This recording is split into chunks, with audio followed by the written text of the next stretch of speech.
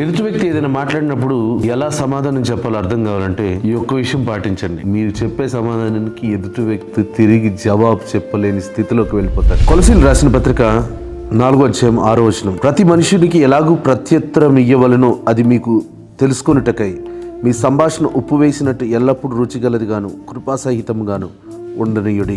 ఎవరైనా మనల్ని ప్రశ్న అడగక ముందు మన సంభాషణ ఏ విధంగా ఉందో ఒకసారి పరీక్షించుకోవాలి. అంటే ఎవరైనా మనతో మాట్లాడేటప్పుడు ఆ సంభాషణ రుచికరంగా ఉందా, లేకపోతే ఎందుకు మాట్లాడుతున్నాం వీళ్ళతోటి, అసలు వీళ్ళతో మాట్లాడడం వేస్ట్ అనే ఫీలింగ్ ఎదుటి వ్యక్తికి రాకుండా ఉండాలి. రుచికరంగా ఉండాలి. వీళ్ళతో మాట్లాడితే ఇంకా కొద్దిసేపు మాట్లాడాలి అనిపించే విధంగా ఉండాలి. అప్పుడు మన మాటలు చాలా తక్కువగా ఉండాలి, మితంగా ఉండాలి, అవసరమైన మాటలు మాత్రమే ఉండాలి. 4 లోకానుసారమైన డైలాగ్స్ లేకపోతే కొన్ని బూతులు ఇలాంటి మాటలు మాట్లాడితే వినడానికి కొద్దిసేపు నవ్వుకుంటారేమో కానీ క్లిష్ట పరిస్థితులు వచ్చినప్పుడు మన మాట మీద నమ్మకం పోతుంది. ఎదుటి వ్యక్తికి చెప్పిన జవాబుకి వారు ఒప్పుకునే విధంగా ఉండాలంటే మన మాట చాలా రుచికరంగా ఉండాలి. రుచికరంగాను ఆరోగ్యకరంగా ఉండాలి. ఎదుటి వ్యక్తికి ఆరోగ్యాన్ని కలిగించే విధంగా ఉండాలి. రుచికరమైన సంభాషణ మనం కలిగి ఉన్నప్పుడు వద్దు అని చెప్పకుండానే వద్దు అని చెప్పగలిగే మాట నేర్పు మనం కలిగి ఉండగలిగితే ఎదుటి వ్యక్తి చెప్పిన మాటకు సరైన జవాబు ఎలా చెప్పాలో మనకు అర్థమైపోతుంది. కాబట్టి ఈ రోజు నుంచి మన సంభాషణ రుచికరంగా మార్చుకుందాం. ప్రత్యుత్తరం ఇయ్యగలిగే సామర్థ్యమును పొందుకుందుము గాక.